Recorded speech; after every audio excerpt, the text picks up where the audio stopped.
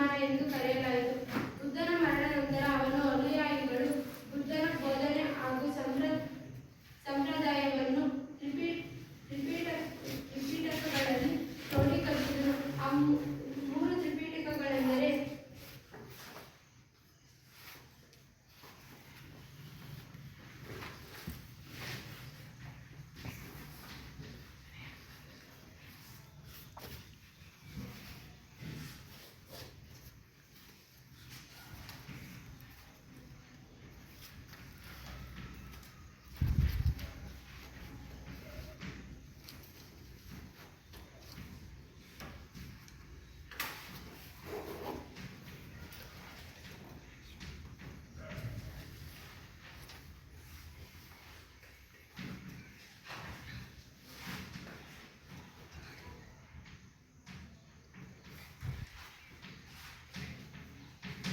ಬೃಹತ್ ತ್ರಿಪಿಟಕ, ಶುದ್ಧ ತ್ರಿಪಿಟಕ, ಅಭಿಧಮ್ಮ ತ್ರಿಪಿಟಕ. ಹೀಗೆ ಹೀನಯಾನ, ಮಹಾಯಾನ, ವಜ್ರಯಾನ ಹಾಗೂ ಅವುಗಳಲ್ಲಿನ ಸೂತ್ರಗಳು ಹುಟ್ಟಿಕೊಂಡವು. ವಿಶಾಲ ದೃಷ್ಟಿಕೋನ ಮತ್ತು ಹೊಂದಾಣಿಕೆಯ ಪ್ರವೃತ್ತಿಯಿಂದ ಜಾತಿ, ಲಿಂಗ, ಭಾಷೆ, ಜನಾಂಗಗಳ ಭೇದವೆನಿಸದೆ 1200 ವರ್ಷಗಳ ಕಾಲ ಪ್ರಭಾವಶಾಲಿಯಾಗಿ ಬಾಳಿದ ಬೌದ್ಧ ಧರ್ಮದ ಬೆಳವಣಿಗೆಗಾಗಿ ಬುದ್ಧನು ಮರಣದ ನಂತರ ಅವನ ಶಿಷ್ಯವರ್ಗ 5 ಬೌದ್ಧ ಮಹಾಸಭೆಗಳನ್ನು ನಡೆಸಿದನು. ಅವುಗಳನ್ನು ಬೌದ್ಧ ಮಹಾಸಮ್ಮೇಳನಗಳೆಂದು ಕರೆಯಲಾಯಿತು. ಬೌದ್ಧ ಮಹಾಸಮ್ಮೇಳನಗಳು. ಪ್ರಥಮ ಬೌದ್ಧ ಮಹಾಸಭೆ. ಪ್ರಥಮ ಮಹಾಸಭೆಯ ಕ್ರಿಸ್ತಪೂರ್ವ 487ರಲ್ಲಿ ಮಗಧ ರಾಜ್ಯದ ರಾಜಧಾನಿ ರಾಜಗೃಹದಲ್ಲಿ ನಡೆಯಿತು. ಮಹಾಕಶ್ಯಪನು ಮಹಾಸಭೆಯ ಅಧ್ಯಕ್ಷತೆ ವಹಿಸಿದನು. ಈ ಸಭೆಯಲ್ಲಿ ಬುದ್ಧನ ಶಿಷ್ಯರಾದ ಆನಂದ, ಉಪಾಲಿ, ಸುಭದ್ರರು ಭಾಗವಹಿಸಿದರು. ಈ ಸಭೆಯಲ್ಲಿ ಬುದ್ಧನ ಧಾರ್ಮಿಕ ಸಿದ್ಧಾಂತಗಳನ್ನು ಮತ್ತು ಸನ್ಯಾಸ ನಿಯಮಗಳನ್ನು ಸಂಗ್ರಹಿಸಿ ಗ್ರಂಥ ರೂಪದಲ್ಲಿ ಹೊರತರಲಾಯಿತು. ಅವುಗಳನ್ನು ಧರ್ಮಪೀಠಕ ಮತ್ತು ವಿನಯ ಪೀಠಕಗಳೆಂದು ಕರೆಯಲಾಯಿತು. ದ್ವಿತೀಯ ಬೌದ್ಧ ಮಹಾಸಭೆ. ಎರಡನೆಯ ಮಹಾಸಭೆಯು ಕ್ರಿಸ್ತಪೂರ್ವ 387ರಲ್ಲಿ ವೈಶಾಲಿಯಲ್ಲಿ ನಡೆಯಿತು. ಈ ಸಮ್ಮೇಳನದಲ್ಲಿ ವಿನಯ ಪೀಠಕಗಳ ಬಗ್ಗೆ ವಿರೋಧಾಭಾಸಗಳು ಉಂಟಾದವು. ನಿಯಮಗಳನ್ನು ಸಡಿಲಗೊಳಿಸಬೇಕೆಂದು ಮತ್ತು ಸಡಿಲಗೊಳಿಸಬಾರದೆಂಬ ಭಿನ್ನಾಭಿಪ್ರಾಯಗಳುಂಟಾದವು. ಇದರಿಂದ ಮಹಾಸಂಘಿಕರು ಮತ್ತು ಸ್ಥಾವರವಾದಿಗಳು ಎಂಬ 2 ಗುಂಪುಗಳು ಹುಟ್ಟಿಕೊಂಡವು. ತೃತೀಯ ಬೌದ್ಧ ಮಹಾಸಭೆ. ಮೂರನೆಯ ಮಹಾಸಭೆಯು ಕಾಕವನಿಯ ಆಶ್ರಮದಲ್ಲಿ ಮೌರ್ಯ ರಾಜಧಾನಿ ಪಾಟಲಿಪುತ್ರದಲ್ಲಿ ಕ್ರಿಸ್ತಪೂರ್ವ 234ರಲ್ಲಿ ನಡೆಯಿತು. ಮೊಘಲಿಪುತ್ರ ತಿರ್ಸನು ಸಭೆಯ ಅಧ್ಯಕ್ಷತೆಯನ್ನು ವಹಿಸಿಕೊಂಡಿದ್ದರು. ಬುದ್ಧನ ತತ್ವಗಳಲ್ಲಿ ನಿಷ್ಠೆಯಿಂದ ಪಾಲಿಸಬೇಕೆಂದು ನಿರ್ಣಯಿಸಲಾಯಿತು ಮತ್ತು ಬೌದ್ಧ ಧರ್ಮ ಪ್ರಸಾರದ ರೂಪರೇಷೆಗಳನ್ನು ಸಿದ್ಧಪಡಿಸಲಾಯಿತು. ಈ ಮಹಾಸಭೆಯಲ್ಲಿ ಬುದ್ಧನ ಬೋಧನೆಗಳನ್ನು ಒಳಗೊಂಡ ಅಭಿಧಮ್ಮ ಪೀಠಕ ಎಂಬ ಕೃತಿಯನ್ನು ಹೊರತರಲಾಯಿತು. ಚತುರ್ಥ ಬೌದ್ಧ ಮಹಾಸಭೆ. ನಾಲ್ಕನೆಯ ಬೌದ್ಧ ಮಹಾಸಭೆಯು ಕುಶಾನರ ದೊರೆ ಕಾನಿಷ್ಕನ ಆಶ್ರಯದಲ್ಲಿ ಕ್ರಿಸ್ತಪೂರ್ವ 100ರಲ್ಲಿ ಕಾಶ್ಮೀರದ ಕುಂಡಲವನದಲ್ಲಿ ನಡೆಯಿತು. ವಸುಮಿತ್ರ ಎಂಬ ಬೌದ್ಧ ಸನ್ಯಾಸಿ ಮಹಾಸಭೆಯ ಅಧ್ಯಕ್ಷತೆ ವಹಿಸಿದನು. ಉಪಾಧ್ಯಕ್ಷತೆಯನ್ನು ಅಶ್ವಘೋಷ ವಹಿಸಿದನು. ನಾಗಾರ್ಜುನ ಎಂಬ ಬೌದ್ಧ ವಿದ್ವಾಂಸನು ಮಹಾಸಭೆಯಲ್ಲಿ ಭಾಗವಹಿಸಿದನು. ತ್ರಿಪಿಟಕಗಳ ಬಗ್ಗೆ ಮಹಾಭಾಷ್ಯಗಳನ್ನು ಬರೆಯಲಾಯಿತು. ಸಭೆಯು ಬೌದ್ಧ ಧರ್ಮದಲ್ಲಿ ಉಂಟಾದ ಭಿನ್ನಾಭಿಪ್ರಾಯಗಳನ್ನು ಬಗೆಹರಿಸಲು ಮಾಡಿದ ಪ್ರಯತ್ನ ವಿಫಲವಾಗಿದ್ದರಿಂದ ಬೌದ್ಧ ಧರ್ಮದಲ್ಲಿ ಹೀನಯಾನ ಮತ್ತು ಮಹಾಯಾನ ಎಂಬ 2 ಪಂಥಗಳು ಉದಯಿಸಿದವು.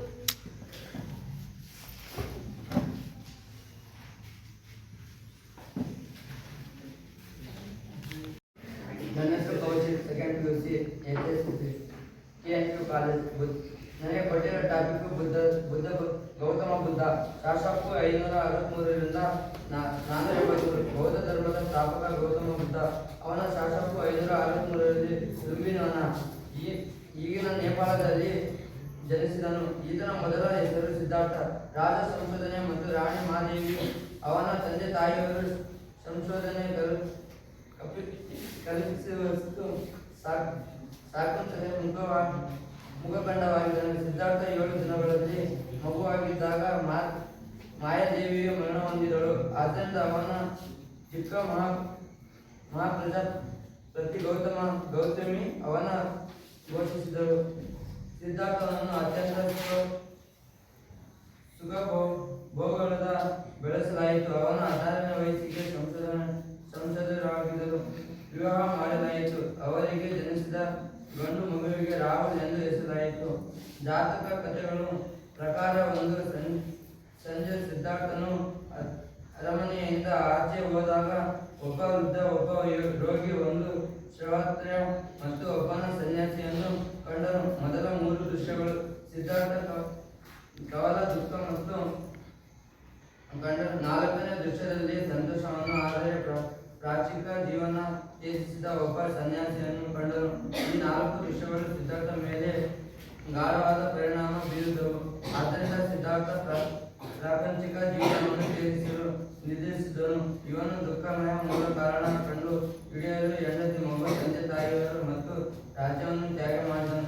ಈ ಘಟನೆಯನ್ನು ಮಹಾಪರಿತ್ಯಾಗ ಎಂದು ಕರೆಯಲಾಗಿದೆ. ಸಿದ್ಧಾರ್ಥನು ಅಲೆಮಾರಿ ಸನ್ಯಾಸಿ ಜೀವನ ನಡೆಸಿದನು. ಆಸೆಯಿಂದ ದೂರವಿದ್ದನು. ಕೇವಲ ತಪಸ್ಸಿನಿಂದ ಜ್ಞಾನೋದಯ ಸಾಧ್ಯವಿಲ್ಲವೆಂದು ಅರಿತನು. 35ನೇ ವಯಸ್ಸಿನಲ್ಲಿ ಗಯದ ಅರಳಿ ಮರವೆಂದರೆ ಕೆಳಗೆ ಜ್ಞಾನವಾಯಿತು. ಅಂದಿನಿಂದ ಬುದ್ಧನನ್ನು ಹೆಸರಾದನು. ಬುದ್ಧನ ಜ್ಞಾನ ಪಡೆಯುವನು ಎಂದರ್ಥ. ಬುದ್ಧನಿಗೆ ತಥಾಗತ ಎಂದು ಕರೆಯಲಾಯಿತು. ತಥಾಗತ ಎಂದರೆ ಸತ್ಯವನ್ನು ಅರಿತು ಎಂದರ್ಥ. ಅವನು ಸ್ಥಾಪಿಸಿದ ಧರ್ಮವು ಬೌದ್ಧ ಧರ್ಮವೆಂದು ಕರೆಯಲ್ಪಟ್ಟಿತು. ಬೌದ್ಧ ತನ್ನ ಉಳಿದ ಜೀವನವನ್ನು ಜನರ ಕಲ್ಯಾಣಕ್ಕಾಗಿ ನೇಮಿಸಿದನು. ಗವರ್ನರ್ ಸಮೀಪದ ತಾರನಾಥದ ಜಿಂಕೆ ವನಕ ತೆರಳಿ ಅಲ್ಲಿ ತನ್ನ ಪ್ರಥಮ ಪ್ರವಚನ ನೀಡಿದನು. ಇದನ್ನು ಧರ್ಮಕ್ಷೇತ್ರ ಪರಿವರ್ತನ ಅಥವಾ ಧರ್ಮಕ್ಷೇತ್ರದ ತಿರುಗುವಿಕೆ ಎಂದು ಕರೆಯಲಾಗಿದೆ. ಧರ್ಮಚಕ್ರ ಬೌದ್ಧ ಧರ್ಮದ ಚಿಹ್ನೆಯಾಗಿದೆ. 45 ವರ್ಷಗಳ ಕಾಲ ಗೌತಮ ಬುದ್ಧ ತನ್ನ ಸಿದ್ಧಾಂತ ಬೋಧಿಸಿದನು. ಸಂಚರಿಸಿದ ಅನುಭವಿಕೆಯ ಮತ್ತು ಸರಳತೆಯ ಜನರನ್ನು ಬೌದ್ಧ ಧರ್ಮದತ್ತ ಸೆಳೆದೊಯ್ಯಿತು. ಬೌದ್ಧರು ತನ್ನ 80ನೇ ವಯಸ್ಸಿನಲ್ಲಿ ಉತ್ತರ ಪ್ರದೇಶದಲ್ಲಿ ಕುಶಿನಗರದಲ್ಲಿ ಪರಿಣಾಮ ಹೊಂದಿದನು. ಎಡ್ವಿನ್ ಅರಲ್ ಬುದ್ಧವನ್ನು ಏಷ್ಯಾದ ಬೆಳಕು ಎಂದು ಕರೆಯುತ್ತಾನೆ. ಒಂದು ಆಸಕ್ತಿ ವಿಷಯದಂತೆ ಬುದ್ಧನ ಜನನ, ಜ್ಞಾನೋದಯ ಮತ್ತು ಮರಣ ನಿರ್ವಹಣೆಯನ್ನು ಪ್ರೇರಣೆಯ ಸಂಭವಿಸಿದನು. ಅವನ ಜನ್ಮದಿನವು ಬೌದ್ಧ ಪರಿಣಾಮ ಎಂದು ಪ್ರತಿನಿಧಿಸಿದನು. ಬೌದ್ಧನು ತನ್ನ ಅನಿವಾರ್ಯಗಳನ್ನು 4 ಮೂಲ ತತ್ವಗಳು: ಸತ್ಯ, ಅಹಿಂಸೆ, ನೋವು ಮಾಡಿದವನು, ಆತ್ಮೆಯ ಕಳ್ಳತನ ಮಾಡಿದರು ಮತ್ತು ಬ್ರಹ್ಮಚಾರ್ಯ ಪವಿತ್ರ ಬೋಧಿಸಿದನು. ಅಲ್ಲದೆ 4 ಆರ್ಯ ತತ್ವಗಳನ್ನು ಬೋಧಿಸಿದನು. ಅವುಗಳೆಂದರೆ: 1. ಪ್ರಾಂತಿಕ ಜೀವನವು ದುಃಖಮಯವಾಗಿದೆ. 2. ಆಸೆಯ ದುಃಖ ಮೂಲ ಕಾರಣ. 3. ಆಸೆಯನ್ನು ನಿಗ್ರಹಿಸುವುದರಿಂದ ಪುನರ್ ಜನ್ಮವನ್ನು ಕೊನೆಗಾಣಿಸಬಹುದು. 4. ಆಸೆಯನ್ನು ಕೊನೆಗಾಣಿಸಲು ಅಷ್ಟಮಾರ್ಗವನ್ನು ಅನುಸರಿಸಿಕೊಂಡನು.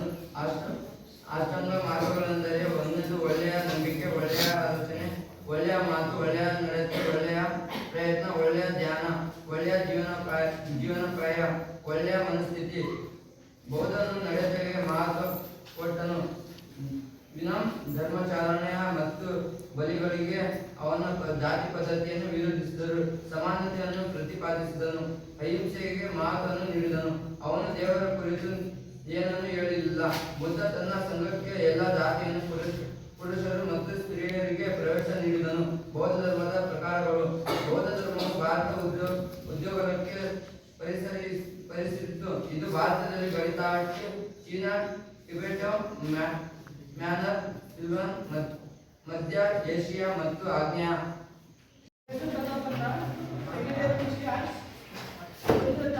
ಗೌತಮ ಬುದ್ಧನ ಆರಂಭಿಕ ಜೀವನ. ಬೌದ್ಧ ಧರ್ಮದ ಸ್ಥಾಪಕ ಗೌತಮ ಬುದ್ಧ. ಅವನ ಸಾಮಾನ್ಯ ಶಕಪೂರ್ವ 583ರಲ್ಲಿ ಲುಂಬಿನಿ ಈಗಿನ ನೇಪಾಳದಲ್ಲಿ ಜನಿಸಿದನು. ಈತನ ಮೊದಲ ಹೆಸರು ಸಿದ್ಧಾರ್ಥ. ರಾಜ ಶುದ್ಧೋಧನ ಮತ್ತು ರಾಣಿ ಮಾಯಾದೇವಿ. ಅವರ ತಂದೆ ತಾಯಿಯರು ಶುದ್ಧೋಧನ ಕಪಿಲವಸ್ತುವಿನ ಶಕ್ತಿಕುಲದ ಮುಖಂಡನಾಗಿದ್ದನು.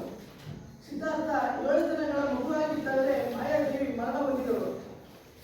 ಆದ್ದರಿಂದ ಅವನು ಚಿಕ್ಕಮ್ಮನ ಮಹಾ ಪ್ರಜಾಪತಿ ಗೌತಮಿ ಅವನನ್ನು ಪೋಷಿಸಿದಳು.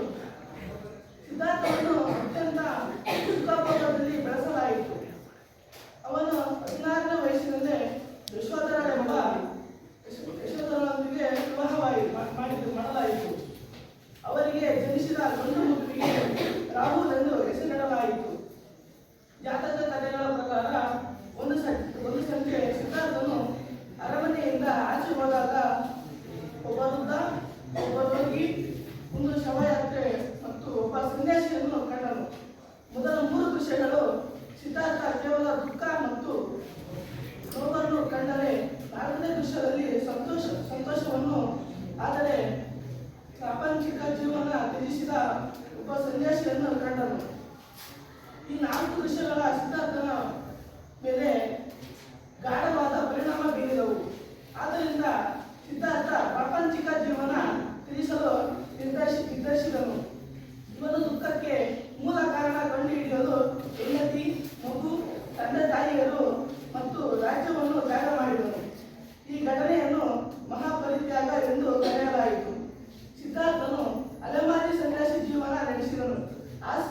ಆಸೆಯಿಂದ ದೂರ ಬಿದ್ದು ಕೇವಲ ತಪಸ್ಸಿನಿಂದ ಜ್ಞಾನೋದಯ ಸಾಧ್ಯವಿಲ್ಲವೆಂದು ಅರಿತು 35ನೇ ವಯಸ್ಸಿನಲ್ಲಿ ಗಾಯಗಾರದ ಮರದೊಂದಿಗೆ ಮರದ ಕೆಳಗೆ ಜ್ಞಾನೋದಯವಾಯಿತು. ಅಂದಿನಿಂದ ಬುದ್ಧನೆಂದು ಹೆಸರಾದನು. ಬುದ್ಧನೆಂದರೆ ಜ್ಞಾನ ಪಡೆದವನು ಎಂದರ್ಥ. ಬುದ್ಧನಿಗೆ ತಥಾಗತನೆಂದು ಕರೆಯಲಾಯಿತು. ತಥಾಗತನೆಂದರೆ ಸತ್ಯವನ್ನು ಅರಿತವನು ಎಂದರ್ಥ. ಅವನು ಸ್ಥಾಪಿಸಿದ ಧರ್ಮವು ಬೌದ್ಧ ಧರ್ಮವೆಂದು ಕರೆಯಲ್ಪಟ್ಟಿತು. ಬುದ್ಧ ತನ್ನ ಉಳಿದ ಜೀವನವನ್ನು ಜನ ಕಲ್ಯಾಣಕ್ಕಾಗಿ ಸಮರ್ಪಿಸಿದನು. ಬನಾರಸ್ ಸಮೀಪದ ಸಾರನಾಥನ ಜಿಂಕೆ ವನಕ್ಕೆ ತೆರಳಿ ಅಲ್ಲಿ ತನ್ನ ಪ್ರಥಮ ಪ್ರವಚನ ನೀಡಿದನು. ಇದನ್ನು ಧರ್ಮಚಕ್ರ ಪ್ರವರ್ತನ ಅಥವಾ ಧರ್ಮಚಕ್ರದ ತಿರುಗುವಿಕೆ ಎಂದು ಕರೆಯಲಾಯಿತು. ಧರ್ಮಚಕ್ರ ಬೌದ್ಧ ಧರ್ಮದ ಚಿಹ್ನೆಯಾಗಿದೆ. 45ನೇ ವರ್ಷಗಳ ಕಾಲ ಗೌತಮ ಬುದ್ಧ ತನ್ನ ಸಿದ್ಧಾಂತ ಬೋಧಿಸುತ್ತಾ ಸಂಚರಿಸಿದನು. ಆತನ ವ್ಯಕ್ತಿತ್ವ ಮತ್ತು ಸರಳತೆ ಜನರಲ್ಲಿ ಬೌದ್ಧ ಧರ್ಮದತ್ತ ಸೆಳೆಯಿತು. ಬುದ್ಧ ತನ್ನ 80ನೇ ವಯಸ್ಸಿನಲ್ಲಿ ಉತ್ತರ ಪ್ರದೇಶದ ಕುಶಿನಗರದಲ್ಲಿ ಪರಿನಿರ್ವಾಣ ಹೊಂದಿದನು. ಎಡ್ವಿನ್ ಅರ್ನಾಲ್ಡ್ ಬುದ್ಧನನ್ನು ಏಷ್ಯಾದ ಬೆಳಕು ಎಂದು ಕರೆದಿದ್ದಾರೆ. ಒಂದು ಆಸಕ್ತಿಕರ ವಿಷಯವೆಂದರೆ ಬುದ್ಧನ ಜನನ, ಜ್ಞಾನೋದಯ ಮತ್ತು ಮರಣ ಪೂರ್ಣಿಮೆ ಎಂದು ಸಂಭವಿಸಿತು. ಅವನ ಜನ್ಮದಿನವು ಬುದ್ಧ ಪೂರ್ಣಿಮೆ ಎಂದು ಪ್ರಸಿದ್ಧವಾಯಿತು. ಬೌದ್ಧ ಧರ್ಮ. ಗೌತಮ ಬುದ್ಧ ಸಾಶಾಪು 563 483. ಬೌದ್ಧ ಧರ್ಮದ ಸ್ಥಾಪಕ ಗೌತಮ ಬುದ್ಧ. ಅವನು ಸಾಶಾಪು 563ರಲ್ಲಿ ಲುಂಬಿನಿ ವನದಲ್ಲಿ ಜನಿಸಿದನು. ಈತನ ಮೊದಲ ಹೆಸರು ಸಿದ್ಧಾರ್ಥ. ರಾಜ ಶುದ್ಧೋಧನ ಮತ್ತು ರಾಣಿ ಮಾಯಾದೇವಿ ಅವನ ತಂದೆ ತಾಯಿಯರು. ಶುದ್ಧೋಧನ ಕಪಿಲವಸ್ತುವಿನ ಶಾಕ್ಯ ಕುಲದ ಮುಖಂಡನಾಗಿದ್ದನು. ಸಿದ್ಧಾರ್ಥ 7 ದಿನಗಳ ಮಗುವಾಗಿದ್ದಾಗ ಮಾಯಾದೇವಿ ಮರಣ ಹೊಂದಿದಳು. ಆದ್ದರಿಂದ ಅವನ ಚಿಕ್ಕಮ್ಮ ಮಹಾಪ್ರಜಾಪತಿ ಗೌತಮಿ ಅವನನ್ನು ಪೋಷಿಸಿದಳು. ಸಿದ್ಧಾರ್ಥನನ್ನು ಅತ್ಯಂತ ಸುಖಭೋಗದಲ್ಲಿ ಬೆಳೆಸಲಾಯಿತು. ಅವನ 16ನೇ ವಯಸ್ಸಿಗೆ ಯಶೋಧರಳೊಂದಿಗೆ ವಿವಾಹ ಮಾಡಲಾಯಿತು. ಅವರಿಗೆ ಜನಿಸಿದ ಗಂಡು ಮಗುವಿನ ರಾಹುಲ ಎಂದು ಹೆಸರಿಸಲಾಯಿತು. ಜಾತಕ ಕಥೆಗಳ ಪ್ರಕಾರ ಒಂದು ಸಂಜೆ ಸಿದ್ಧಾರ್ಥನು ಅರಮನೆಯಿಂದ ಆಚೆ ಹೋದಾಗ ಒಬ್ಬ ವೃದ್ಧ, ಒಬ್ಬ ರೋಗಿ, ಒಂದು ಶವಯಾತ್ರೆ ಮತ್ತು ಒಬ್ಬ ಸನ್ಯಾಸಿಯನ್ನು ಕಂಡನು. ಮೊದಲ 3 ದೃಶ್ಯಗಳಲ್ಲಿ ಸಿದ್ಧಾರ್ಥ ಕೇವಲ ದುಃಖ ಮತ್ತು ನೋವನ್ನು ಕಂಡರೆ, 4ನೇ ದೃಶ್ಯದಲ್ಲಿ ಸಂತೋಷವನ್ನು, ಅಂದರೆ ಪ್ರಾಪಂಚಿಕ ಜೀವನ ತ್ಯಜಿಸಿ ಒಬ್ಬ ಸನ್ಯಾಸಿಯನ್ನು ಕಂಡನು. ಈ 4 ದೃಶ್ಯಗಳು ಸಿದ್ಧಾರ್ಥನ ಮೇಲೆ ಗಾಢವಾಗಿ ಪರಿಣಾಮ ಬೀರಿದವು. ಆದ್ದರಿಂದ ಸಿದ್ಧಾರ್ಥ ಪ್ರಾಪಂಚಿಕ ಜೀವನ ತ್ಯಜಿಸಲು ನಿರ್ಧರಿಸಿದನು. ಇವನ ದುಃಖಕ್ಕೆ ಮೂಲ ಕಾರಣ ಕಂಡುಹಿಡಿಯಲು ಹೆಂಡತಿ, ಮಗು, ತಂದೆ ತಾಯಿಯರು ಮತ್ತು ರಾಜ್ಯವನ್ನು ತ್ಯಾಗ ಮಾಡಿದನು. ಈ ಘಟನೆಯನ್ನು ಮಹಾಪರಿತ್ಯಾಗವೆಂದು ಕರೆಯಲಾಗಿದೆ. ಸಿದ್ಧಾರ್ಥನು ಅಲೆಮಾರಿ ಸನ್ಯಾಸಿ ಜೀವನ ನಡೆಸಿದನು. ಆಸೆಯಿಂದ ದೂರವಿದ್ದು ಕೇವಲ ತಪಸ್ಸಿನಿಂದ ಜ್ಞಾನೋದಯ ಸಾಧ್ಯವಿಲ್ಲವೆಂದು ಅರಿತನು. 35ನೇ ವಯಸ್ಸಿನಲ್ಲಿ ಗಯಾದ ಅರಳಿ ಮರವೊಂದರ ಕೆಳಗೆ ಜ್ಞಾನೋದಯವಾಯಿತು. ಅಂದಿನಿಂದ ಬುದ್ಧನೆಂದು ಹೆಸರಾದನು. ಬುದ್ಧನೆಂದರೆ ಜ್ಞಾನ ಪಡೆದವನು ಎಂದರ್ಥ. ಬುದ್ಧನಿಗೆ ತಥಾಗತ ಎಂದು ಕರೆಯಲಾಯಿತು. ತಥಾಗತನೆಂದರೆ ಸತ್ಯವನ್ನು ಅರಿತವನು ಎಂದರ್ಥ. ಅವನು ಸ್ಥಾಪಿಸಿದ ಧರ್ಮವು ಬೌದ್ಧ ಧರ್ಮವೆಂದು ಕರೆಯಲ್ಪಟ್ಟಿತು. ಬುದ್ಧ ತನ್ನ ಉಳಿದ ಜೀವನವನ್ನು ಜನ ಕಲ್ಯಾಣಕ್ಕಾಗಿ ಸಮರ್ಪಿಸಿದನು. ಬನಾರಸ್ ಸಮೀಪದ ಸಾರನಾಥನ ಜಿಂಕೆ ವನಕ್ಕೆ ತೆರಳಿ ಅಲ್ಲಿ ತನ್ನ ಪ್ರಥಮ ಪ್ರವಚನ ನೀಡಿದನು. ಇದನ್ನು ಧರ್ಮಚಕ್ರ ಪ್ರವರ್ತನ ಅಥವಾ ಧರ್ಮಚಕ್ರದ ತಿರುಗುವಿಕೆ ಎಂದು ಕರೆಯಲಾಗಿದೆ. ಧರ್ಮಚಕ್ರ ಬೌದ್ಧ ಧರ್ಮದ ಚಿಹ್ನೆಯಾಗಿದೆ. 45 ವರ್ಷಗಳ ಕಾಲ ಗೌತಮ ಬುದ್ಧ ತನ್ನ ಸಿದ್ಧಾಂತ ಬೋಧಿಸುತ್ತಾ ಸಂಚರಿಸಿದನು. ಆತನ ವ್ಯಕ್ತಿತ್ವ ಮತ್ತು ಸರಳತೆ ಜನರನ್ನು ಬೌದ್ಧ ಧರ್ಮದತ್ತ ಸೆಳೆಯಿತು. ಬುದ್ಧ ತನ್ನ 80ನೇ ವಯಸ್ಸಿನಲ್ಲಿ ಉತ್ತರ ಪ್ರದೇಶದ ಕುಶೀರ ನಗರದಲ್ಲಿ ಪರಿನಿರ್ವಾಣ ಹೊಂದಿದನು. ಎಡ್ವಿನ್ ಅರ್ನಾಲ್ಡ್ ಬುದ್ಧನನ್ನು ಏಷ್ಯಾದ ಬೆಳಕು ಎಂದು ಕರೆದಿದ್ದಾನೆ. ಒಂದು ಆಸಕ್ತಿಕರ ವಿಷಯವೆಂದರೆ ಬುದ್ಧನ ಜನನ ಜ್ಞಾನೋದಯ ಮತ್ತು ಮರಣ ಪೂರ್ಣಿಮೆಯಂದೇ ಸಂಭವಿಸಿತು. ಅವನ ಜನ್ಮದಿನವು ಬೌದ್ಧ ಪೂರ್ಣಿಮೆ ಎಂದು ಪ್ರಸಿದ್ಧಿಯಾಗಿದೆ. ಬುದ್ಧನ ಬೋಧನೆಗಳು. ಬುದ್ಧನು ತನ್ನ ಅನುಯಾಯಿಗಳಿಗೆ 4 ಮೂಲ ತತ್ವಗಳಾದ ಸತ್ಯ, ಅಹಿಂಸೆ, ಆಸ್ಥೇಯ ಮತ್ತು ಬ್ರಹ್ಮಚರ್ಯ ಬೋಧಿಸಿದನು. ಅಲ್ಲದೆ 4 ಆರ್ಯ ಸತ್ಯಗಳನ್ನು ಬೋಧಿಸಿದನು. ಅವುಗಳೆಂದರೆ ಪ್ರಾಪಂಚಿಕ ಜೀವನ ದುಃಖಮಯವಾಗಿದೆ. ಆಸೆಯೇ ದುಃಖಕ್ಕೆ ಮೂಲ ಕಾರಣ. ಆಸೆಯನ್ನು ನಿಗ್ರಹಿಸುವುದರಿಂದ ಪುನರ್ಜನ್ಮವನ್ನು ಕೊನೆಗಾಣಿಸಬಹುದು. ಆಸೆಯನ್ನು ಕೊನೆಗಾಣಿಸಲು ಅಷ್ಟಾಂಗ ಮಾರ್ಗವನ್ನು ಅನುಸರಿಸಬೇಕು. ಅಷ್ಟಾಂಗ ಮಾರ್ಗಗಳೆಂದರೆ ಒಳ್ಳೆಯ ನಂಬಿಕೆ, ಒಳ್ಳೆಯ ಆಲೋಚನೆ, ಒಳ್ಳೆಯ ಮಾತು, ಒಳ್ಳೆಯ ನಡತೆ, ಒಳ್ಳೆಯ ಪ್ರಯತ್ನ, ಒಳ್ಳೆಯ ಧ್ಯಾನ, ಒಳ್ಳೆಯ ಜೀವನೋಪಾಯ ಮತ್ತು ಒಳ್ಳೆಯ ಮನಸ್ಥಿತಿ. ಬುದ್ಧನು ನಡತೆಗೆ ಮಹತ್ವ ಕೊಟ್ಟನು ವಿನಃ ಧರ್ಮಾಚರಣೆ ಮತ್ತು ಬಲಿಗಳಲ್ಲ.